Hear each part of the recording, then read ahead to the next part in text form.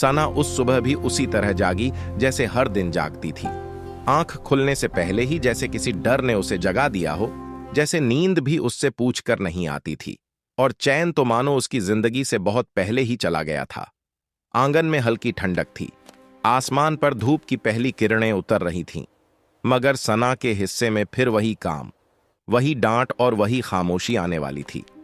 वह चुपचाप उठी, अपने फटे हुए दुपट्टे को संभाला और बिना कुछ बोले झाड़ू उठाकर आंगन साफ करने लगी। तभी अंदर से नसीमा की तेज आवाज आई, अभी तक काम शुरू नहीं किया तुमने, या आज भी रानी बनकर सोने का इरादा है? सना ने जल्दी जल्दी हाथ चलाने शुरू कर दिए। उसकी आंखों में नींद थी, मगर डर उससे कहीं ज्यादा बड़ा था। यूसुफ दरवाजे के पास बैठा बीड़ी सुलगा रहा था।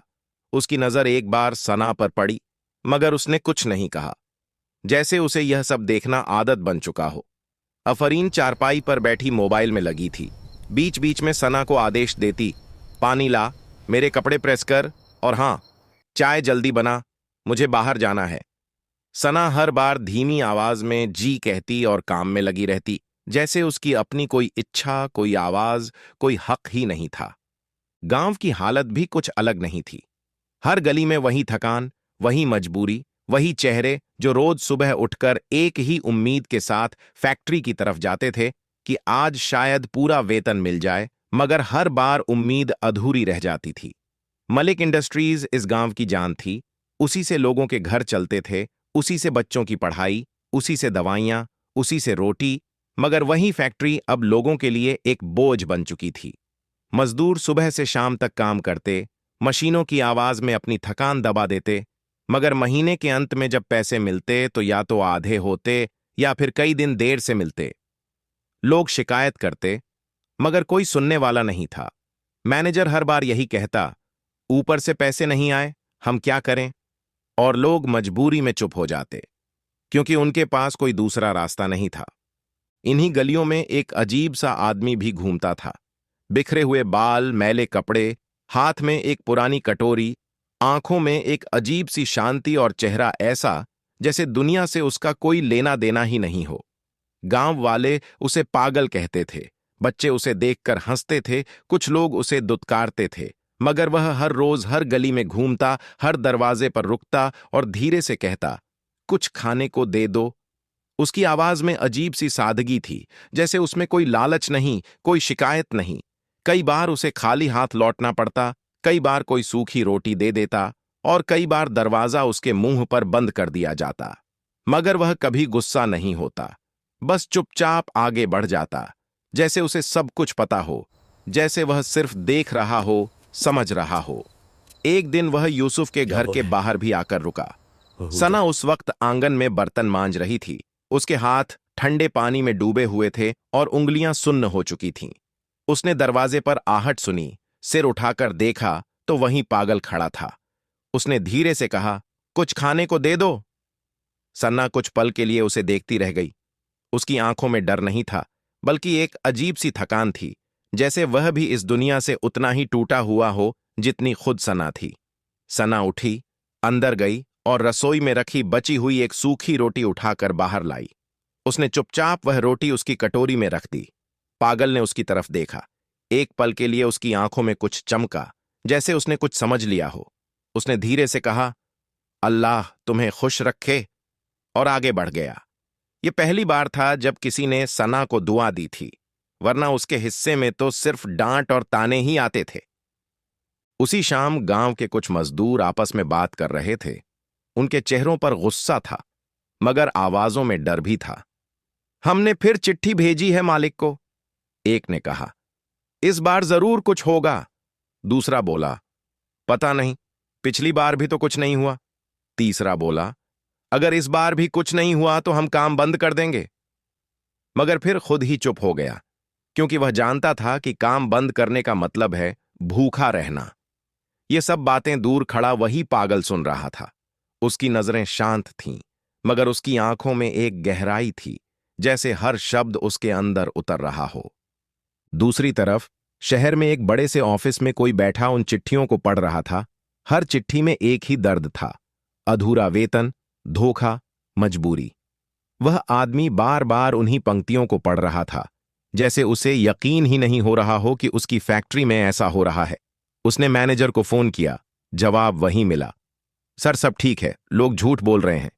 मगर अब उसे यकीन नहीं रहा था।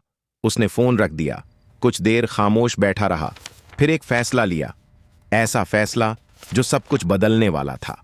अगले ही दिन वह पागल गांव में और भी ज्यादा नजर आने लगा, जैसे अब उसका हर कदम किसी मकसद से उठ रहा हो।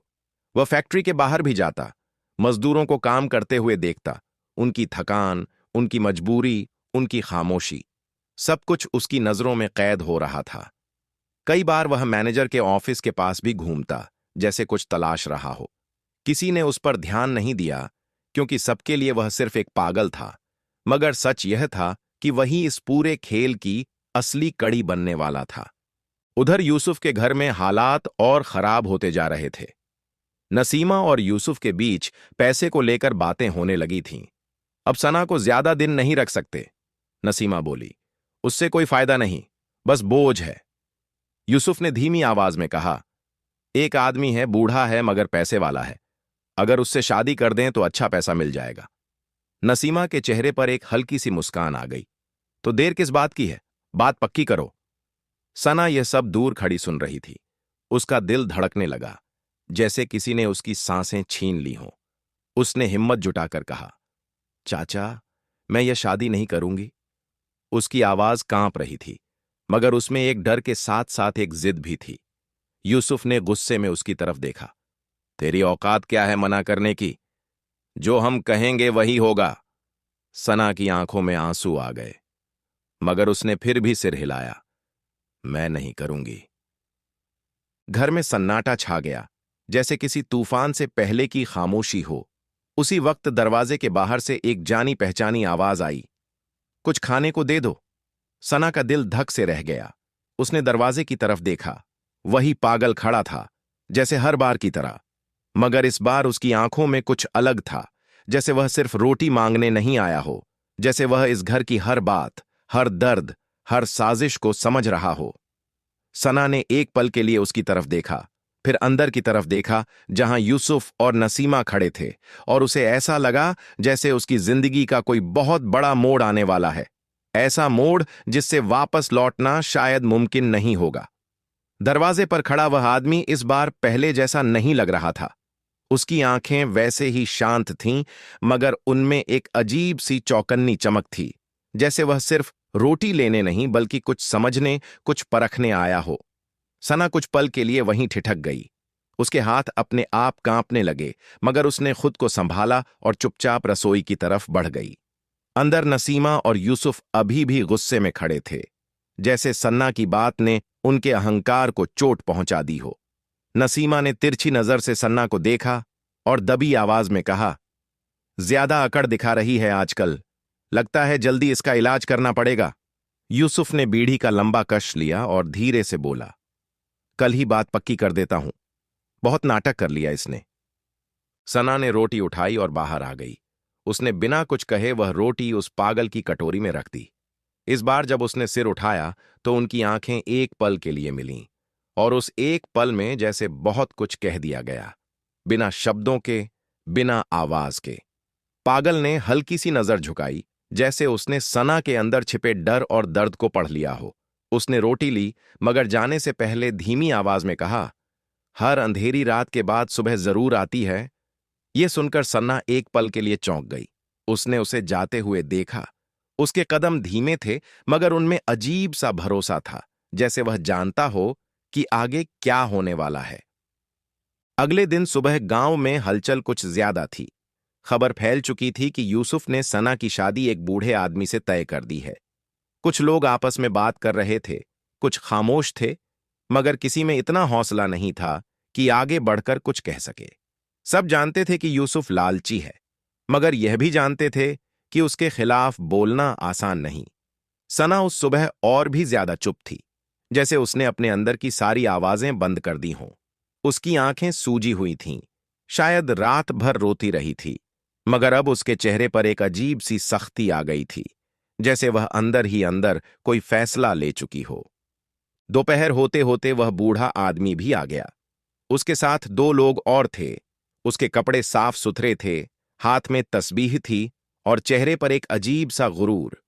उसने आते ही यूसुफ से हाथ मिलाया और सीधे अंदर बैठ गया, जैसे वह कोई सौदा तय करने आया हो, कोई रिश्ता नहीं। नसीमा तुरंत चाय लेकर आई। उसके चेहरे पर बनावटी मुस्कान थी। कुछ औपचारिक बातें हुईं, फिर बूढ़े ने सीधे कहा, लड़की को बुलाओ। सन्ना को अंदर से आवाज दी गई। वह धीरे धीरे बाहर आई। उसका दिल जोर जोर से धड़क रहा था, मगर उसके कदम रुक नहीं रहे थे। वह सामने आकर खड़ी हो गई। उसकी नजरें जमीन पर थीं। बूढ़े ने उसे ऊपर से नीचे तक देखा, जैसे कोई चीज परख रहा हो। फिर उसने यूसुफ की तरफ देखा और कहा, ठीक है, मगर याद रहे, जो बात हुई है वही रहेगा। यूसुफ ने तुरंत सिर हिलाया। आप चिंता मत करो, सब जैसा तय हुआ है वैसा ही होगा। सना ने यह सब सुना तो उसके अंदर कुछ टूट गया। उसने हिम्मत जुटाई और अचानक सिर उठाकर बोली, मैं यह शादी नहीं करूंगी। उसकी आवाज इस बार पहले से ज्यादा साफ थी। कांप जरूर रही थी, मगर उसमें डर कम और विरोध ज्यादा था।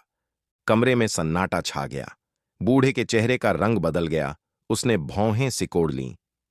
यह क्या बदतमीजी है? यूसुफ तुरंत खड़ा हुआ और सना पर झल्ला कर बोला, चुप रह, ज्यादा बोलने लगी है। मगर सन्ना पीछे नहीं हटी। उसकी आंखों में आंसू थे, मगर उसने फिर कहा, मैं किसी भी हालत में यह शादी नहीं करूंगी। अब बूढ़ा गुस्से में उठ खड़ा हुआ। उसने जेब से पैसे निकाले जो पहले दिए गए थे और जोर से मेज पर पटके। मुझे ऐसी लड़की नहीं चाहिए जो मुंह चलाए। उसने पैसे उठाए, यूसुफ के हाथ से छीन लिए और गुस्से में बाहर निकल गया। दरवाजा जोर से बंद हुआ और घर के अंदर जैसे आग भड़क उठी। यूसुफ का चेहरा गुस्से से लाल हो गया। उसने बिना कुछ सोचे सना को जोर से थप्पड़ मारा। सना लड़खड़ा गई, मगर गिरने से खुद को संभाल लिया। नसीमा भी गुस्से में चिल्लाने लगी, देख लिया तेरी अकड़ का नतीजा, अब कौन करेगा तुझसे शादी? सना खामोश खड़ी रही। उसकी आंखों से आंसू बह रहे थे, मगर इस बार उसने सिर नहीं झुकाया। उसी वक्त बाहर से वहीं जानी पहचानी आवाज आई, कुछ खाने को दे दो। यूसुफ ने गुस्से में दरवाजे की तरफ देखा और झल्लाकर बोला, ये पागल फिर आ गया। वह तेजी से बाहर गया, दरवाजा खोला और उस पागल को घूरते हुए बोला, क्या चाहिए तुझे? पागल ने शांत आवाज में कहा, कुछ खाने को। यूसुफ ने एक पल के लिए उसे देखा, फिर अचानक उसके चेहरे पर एक खतरनाक मुस्कान आ गई, जैसे उसके दिमाग में कोई चाल चल पड़ी हो। वह धीरे धीरे उसके पास गया, उसे ऊपर से नीचे तक देखा और फिर जोर से हंस पड़ा। तुझे शादी करनी है? पागल ने उसकी तरफ देखा, कुछ नहीं बोला। यूसुफ ने पीछे मुड़कर नसीमा को आवाज दी, सुनो, इससे अच्छा रिश्ता हमें कहीं नहीं मिलेगा। नसीमा पहले तो समझ नहीं पाई, फिर जब उसकी नजर पागल पर पड़ी तो वह भी हंसने लगी। हां, बिल्कुल सही, यही इसके लायक है। सना दरवाजे के पास खड़ी सब सुन रही थी। उसके पैरों तले जमीन खिसक गई। नहीं, ऐसा मत करो। वह रोते हुए आगे बढ़ी, मगर यूसुफ ने उसका हाथ कसकर पकड़ लिया। अब तू इसी के साथ जाएगी। उसकी आवाज में गुस्सा ही नहीं, बल्कि बदले की आग थी। गांव के कुछ लोग भी इकट्ठा हो गए थे। कोई कुछ नहीं बोला, सब खामोश खड़े तमाशा देख रहे थे। पागल अब भी शांत खड़ा था। उसकी आंखें सना पर थीं, जैसे वह उसके डर को समझ रहा हो, जैसे वह किसी सही पल का इंतजार कर रहा हो। यूसुफ ने जल्दी जल्दी मौलवी को बुलवाया और बिना किसी तैयारी, बिना किसी खुशी के वहीं दरवाजे पर सना की शादी उस पागल से करा दी गई। सना के हाथ कांप रहे थे, उसकी आंखों से आंसू रुक नहीं रहे थे, मगर सब कुछ इतनी जल्दी हुआ कि उसे समझने का मौका ही नहीं मिला। कुछ ही देर में सब खत्म हो गया। नसीमा ने तिरस्कार भरी नजर से कहा, अब निकल यहां से और कभी वापस मत आना। यूसुफ ने दरवाजा खोल दिया, जैसे किसी बोझ को घर से बाहर फेंक रहा हो। सना ने एक आखिरी बार उस घर की तरफ देखा जहां उसने इतना कुछ सहा था, फिर धीरे धीरे उस पागल के साथ चल पड़ी। उसके कदम भारी थे, दिल में डर था, मगर अब उसके पास कोई और रास्ता नहीं था। पागल उसके साथ चुपचाप चल रहा था। उसके चेहरे पर वही शांति थी, मगर इस बार उसके कदमों में एक अलग तरह का आत्मविश्वास था। गांव पीछे छूटता जा रहा था। रास्ता बदल रहा था और सना की जिंदगी एक ऐसे मोड़ पर आ चुकी थी जहां से आगे क्या होगा उसे खुद भी नहीं पता था। मगर शायद अब कहानी सच में शुरू होने वाली थी। सना उस रास्ते पर चल रही थी जहां हर कदम उसके लिए अनजान था, जैसे वह अपनी ही जिंदगी से बाहर निकलकर किसी और दुनिया में प्रवेश कर रही हो।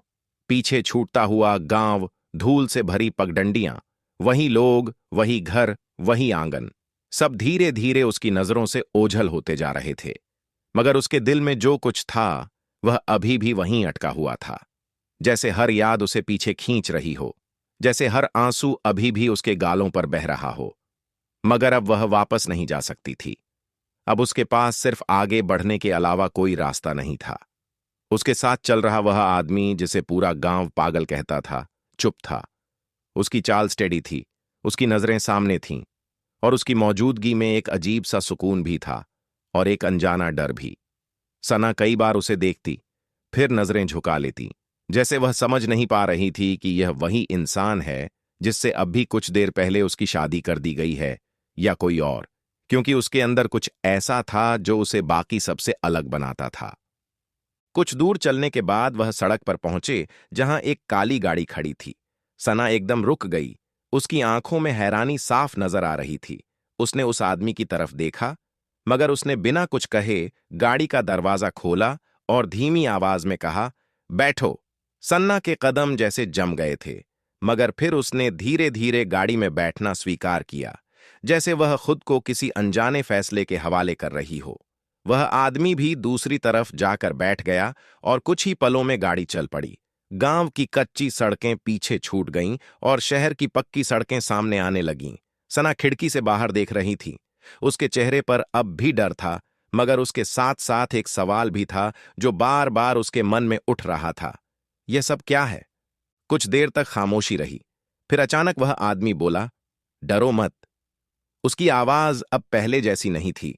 उसमें वह टूटा हुआपन नहीं था जो एक पागल की आवाज में होता है, बल्कि उसमें एक ठहराव था, एक यकीन था। सना ने उसकी तरफ देखा। उसकी आंखों में सवाल थे, मगर शब्द नहीं थे। वह आदमी कुछ पल चुप रहा, जैसे सही वक्त का इंतजार कर रहा हो। फिर उसने धीरे से कहा, मैं पागल नहीं हूं। यह सुनते ही सना का दिल जोर से धड़कने लगा। उसकी सांसें तेज हो गईं। उसने घबरा कर कहा, तो फिर आप कौन हैं? उसकी आवाज में डर भी था और उम्मीद भी। गाड़ी अब एक बड़े से बंगले के सामने रुक चुकी थी। ऊंचा गेट, चारों तरफ सुरक्षा, अंदर खूबसूरत बगीचा और एक ऐसा माहौल जो सना ने पहले कभी नहीं देखा था। वह कुछ पल तक गाड़ी में बैठी रही, जैसे उसकी समझ काम करना बंद कर चुकी हो। वह आदमी गाड़ी से उतरा, उसने गेट की तरफ इशारा किया और तुरंत गार्ड ने गेट खोल दिया। सना अब भी वहीं बैठी थी। उसकी आंखें उस जगह को देख रही थीं जैसे वह किसी ख्वाब में हो। फिर वह धीरे धीरे बाहर आई। उसके कदम कांप रहे थे, मगर वह आगे बढ़ी। अंदर पहुंचते ही कुछ लोग सामने आए। उन्होंने उस आदमी को देखकर सिर झुकाया। सर, आप आ गए। यह सुनते ही सन्ना के कानों में जैसे एक झटका सा लगा। उसने तुरंत उसकी तरफ देखा। उसके चेहरे पर अब वह पागलपन नहीं था, बल्कि एक सख्त और कॉन्फिडेंट इंसान की झलक थी। वह धीरे से मुड़ा, उसकी नजर सन्ना पर पड़ी और उसने शांत आवाज में कहा, अब तुम्हें सच जानने का वक्त आ गया है। सना वहीं खड़ी रह गई। उसकी आंखों में डर, हैरानी और उम्मीद तीनों एक साथ थे। वह उसे अंदर एक बड़े कमरे में ले गया, जहां हर चीज सलीके से सजी हुई थी। दीवारों पर तस्वीरें, बड़े बड़े सोफे और एक ऐसा सुकून जो सना ने कभी महसूस नहीं किया था। वह बैठ गया और उसने इशारे से सना को बैठने को कहा, मगर सना खड़ी ही रही, जैसे उसके पैरों में जान ही नहीं थी। वह कुछ पल तक उसे देखता रहा, फिर बोला, मेरा नाम जान मलिक है। यह नाम सुनते ही सना के चेहरे का रंग बदल गया। उसने यह नाम पहले सुना था, गांव के लोगों की बातों में, फैक्ट्री के जिक्र में, उस मालिक के रूप में जिसे कोई देख नहीं पाया था। जान ने आगे कहा, जिस फैक्ट्री में तुम्हारे गांव के लोग काम करते हैं, वह मेरी है। सना अब पूरी तरह सन्न रह गई थी। उसकी आंखें फैल गईं, जैसे उसने कुछ ऐसा सुन लिया हो जो उसके लिए यकीन करना मुश्किल हो। जान ने धीरे धीरे पूरी बात बतानी शुरू की। मुझे कुछ महीनों से शिकायतें मिल रही थीं कि मजदूरों को पूरा वेतन नहीं मिल रहा, उनका शोषण हो रहा है। मैंने अपने मैनेजर से पूछा, मगर उसने हर बार यही कहा कि सब ठीक है, लोग झूठ बोल रहे हैं। मगर मुझे यकीन नहीं हुआ। वह कुछ पल रुका, फिर बोला, इसलिए मैंने खुद जाने का फैसला किया, बिना किसी को बताए, और पागल बनकर गांव में रहने लगा। सन्ना उसे ध्यान से सुन रही थी, जैसे हर शब्द उसके अंदर उतर रहा हो। मैंने सब कुछ अपनी आंखों से देखा, मजदूरों की हालत, उनका दर्द, उनकी मजबूरी, और तुम्हारे घर का हाल। यह कहते हुए उसकी आवाज थोड़ी धीमी हो गई, जैसे उसे सना के दर्द का एहसास हो रहा हो। सना की आंखों से आंसू बहने लगे, मगर इस बार वह आंसू सिर्फ दर्द के नहीं थे, उनमें एक अजीब सा सुकून भी था, जैसे किसी ने पहली बार उसकी तकलीफ को समझा हो। जयान ने आगे कहा, मैं तुम्हें वहां से निकालना चाहता था, मगर सही वक्त का इंतजार कर रहा था, और जब उन्होंने तुम्हारी शादी उस बूढ़े से तय की, तब मुझे समझ आ गया कि अब और देर नहीं कर सकता। सना ने धीमी आवाज में पूछा, तो आपने मुझसे शादी क्यों की? जयान ने उसकी तरफ देखा, उसकी आंखों में सच्चाई थी। क्योंकि यही एक तरीका था तुम्हें वहां से निकालने का, बिना किसी शक के, बिना किसी सवाल के। कमरे में खामोशी छा गई।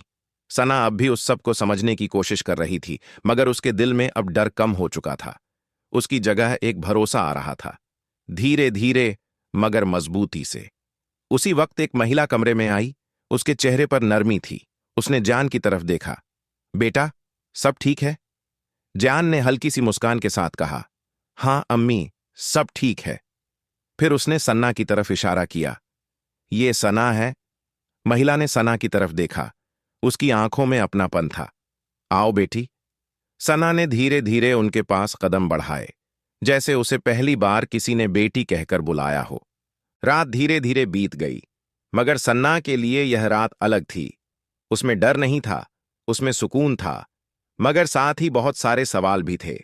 दूसरी तरफ जान अपने कमरे में बैठा था। उसके सामने कुछ फाइलें थीं, कुछ कागज, कुछ रिकॉर्डिंग्स, वह सबूत जो उसने गांव में रहते हुए इकट्ठा किए थे। उसने फोन उठाया और अपने एक आदमी को कॉल किया। कल सुबह मीटिंग रखो और मैनेजर को भी बुलाओ, अब सच सामने लाने का वक्त आ गया है। उसकी आवाज में अब कोई नरमी नहीं थी, बल्कि एक सख्ती थी, एक फैसला था। अगली सुबह गांव में हलचल मच गई।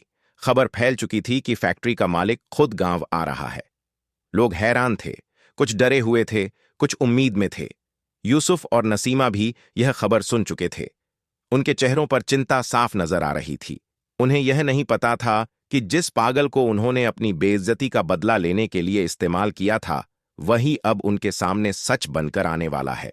गांव के लोग फैक्ट्री के बाहर इकट्ठा होने लगे। सबकी नजरें सड़क की तरफ थीं, जैसे किसी बड़े बदलाव का इंतजार कर रही हों।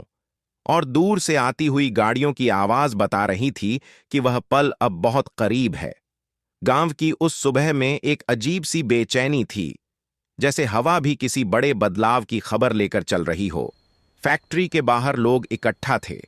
कोई धीरे धीरे बातें कर रहा था, कोई खामोश खड़ा आसमान की तरफ देख रहा था, मगर हर किसी की नजर बार बार उसी सड़क की तरफ उठ जाती जहां से गाड़ियों के आने की उम्मीद थी, क्योंकि आज पहली बार उस आदमी के आने की खबर थी जिसके नाम पर यह पूरी फैक्ट्री चलती थी, जिसके फैसलों पर पूरे गांव की रोटी टिकी हुई थी। यूसुफ भी भीड़ में खड़ा था, उसके चेहरे पर घबराहट साफ नजर आ रही थी। नसीमा उसके पास खड़ी थी और बार बार उससे धीमी आवाज में पूछ रही थी, अगर सच में मालिक आ गया तो? यूसुफ ने उसकी बात काट दी, मगर उसकी आवाज में भी वही डर था। कुछ नहीं होगा, हमने क्या किया है? मगर अंदर से वह खुद भी जानता था कि बहुत कुछ किया है, और आज शायद सब सामने आने वाला है। उसी वक्त दूर से काले रंग की कई गाड़ियां आती हुई नजर आईं। गांव में सन्नाटा छा गया, जैसे हर आवाज थम गई हो। गाड़ियां धीरे धीरे आकर फैक्ट्री के सामने रुकीं। गार्ड उतरे, दरवाजे खुले, और फिर एक शख्स गाड़ी से बाहर निकला।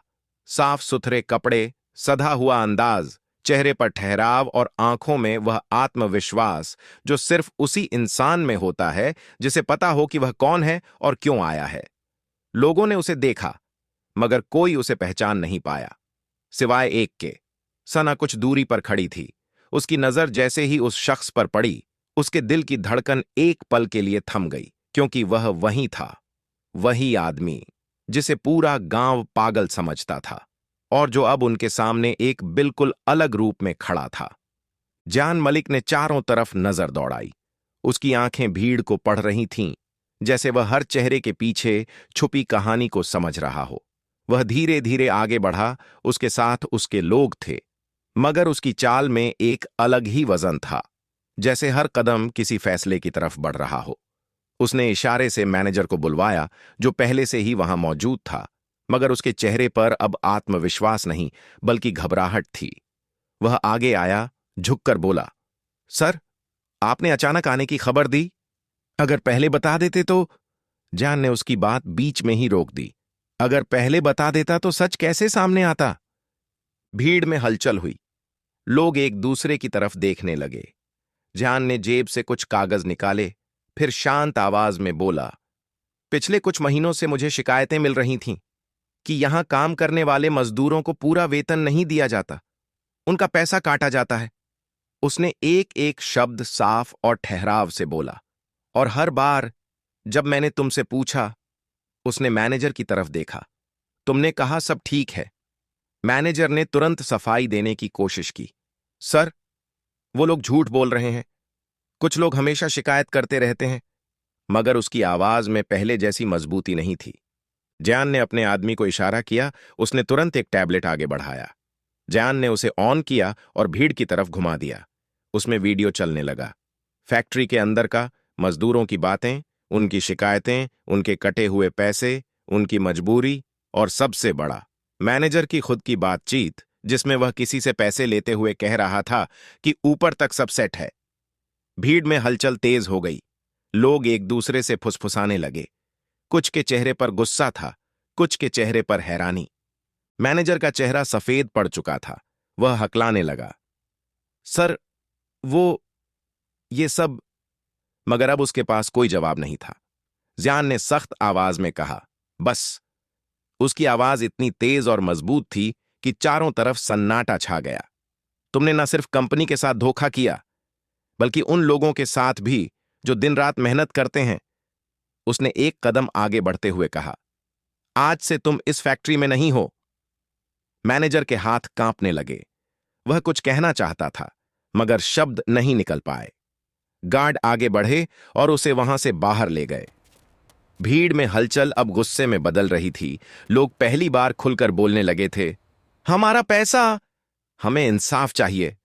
जान ने हाथ उठाकर सबको शांत किया। आप सबका पैसा आपको मिलेगा, पूरा मिलेगा, और आज से यहां किसी के साथ अन्याय नहीं होगा। उसकी आवाज में भरोसा था, और इस बार लोगों को उस पर यकीन भी हो रहा था। फिर उसने कहा, आज से इस फैक्ट्री का नया मैनेजर नियुक्त किया जाएगा और हर चीज पारदर्शी होगी। उसके आदमी ने एक नए व्यक्ति को आगे लाकर खड़ा किया, जिसने झुककर सबको सलाम किया। लोगों के चेहरों पर अब थोड़ी राहत थी, जैसे उन्हें पहली बार उम्मीद दिखी हो। इसी बीच यूसुफ और नसीमा पीछे खड़े सब देख रहे थे। उनके चेहरों पर पसीना था, उनके दिल की धड़कनें तेज थीं, क्योंकि अब उन्हें समझ आ चुका था कि जिस आदमी को उन्होंने पागल समझा था, वही इस सब का मालिक है। नसीमा ने घबराकर धीमी आवाज में कहा, ये वही है। यूसुफ के पास कोई जवाब नहीं था। उसकी नजरें नीचे झुकी थीं, जैसे उसे अपने हर कर्म का हिसाब सामने दिख रहा हो। उसी वक्त जान की नजर उनकी तरफ पड़ी। कुछ पल के लिए उसकी आंखें ठहरीं, फिर उसने अपने आदमी को इशारा किया। यूसुफ और नसीमा को आगे बुलाया गया। भीड़ में फुसफुसाहट बढ़ गई। सब जानते थे कि इन लोगों ने सना के साथ क्या किया था। यूसुफ आगे आया, उसके कदम लड़खड़ा रहे थे। उसने सिर झुका लिया। साहब, हमसे गलती हो गई। उसकी आवाज कांप रही थी। जान कुछ पल खामोश रहा, फिर बोला, गलती? उसने धीमी मगर भारी आवाज में कहा, जिस लड़की को तुमने बोझ समझा, उसी को तुमने एक पागल के साथ धक्का देकर भेज दिया। उसकी नजरें सख्त हो गईं, और अगर वह सच में पागल होता तो? यह सुनकर यूसुफ के पास कोई जवाब नहीं था। उसकी आंखों से आंसू निकल आए। सना थोड़ी दूरी पर खड़ी सब देख रही थी। उसके दिल में अजीब सा तूफान था, दर्द, राहत और एक अजीब सी शांति। जयान ने उसकी तरफ देखा, फिर वापस यूसुफ और नसीमा की तरफ मुड़ा। कानून के हिसाब से तुम्हारे खिलाफ कार्रवाई हो सकती है। उसके शब्द भारी थे, मगर उसने थोड़ा रुककर कहा, मगर फैसला अब मेरा नहीं। उसने सना की तरफ इशारा किया, उसका होगा। सना धीरे धीरे आगे बढ़ी। उसके कदम अब कांप नहीं रहे थे। उसके चेहरे पर एक नई मजबूती थी। उसने यूसुफ और नसीमा की तरफ देखा, जो अब उसके सामने झुके हुए खड़े थे। कुछ पल के लिए खामोशी रही, जैसे पूरा गांव उसके फैसले का इंतजार कर रहा हो। सना ने गहरी सांस ली, फिर धीमी मगर साफ आवाज में कहा, आप लोगों ने मेरे साथ जो किया वो मैं कभी नहीं भूल सकती। उसकी आंखों में आंसू थे, मगर आवाज मजबूत थी। मगर मैं आपको सजा देने के लिए नहीं जीना चाहती। भीड़ में सन्नाटा छा गया। सना ने आगे कहा, मैं आपको माफ करती हूं, मगर इसका मतलब यह नहीं कि आपने जो किया वो सही था। बस मैं अपने दिल से यह बोझ हटाना चाहती हूं। उसकी बात खत्म होते ही जैसे हवा में एक अजीब सा सुकून फैल गया। जान ने उसकी तरफ देखा, उसकी आंखों में गर्व था। यूसुफ और नसीमा रो पड़े, उन्होंने हाथ जोड़ दिए, मगर अब कुछ भी पहले जैसा नहीं रह सकता था। गांव के लोग यह सब देख रहे थे, और पहली बार उन्हें समझ आया कि असली ताकत पैसे या जोर में नहीं, बल्कि इंसानियत में होती है। कुछ देर बाद भीड़ छंटने लगी। फैक्ट्री के गेट फिर से खुले, मगर इस बार माहौल अलग था, उम्मीद का, भरोसे का।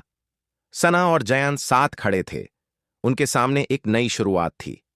सना ने आसमान की तरफ देखा, जैसे पहली बार उसे खुला आसमान मिला हो, और उसके चेहरे पर हल्की सी मुस्कान आ गई, क्योंकि अब उसकी कहानी बदल चुकी थी।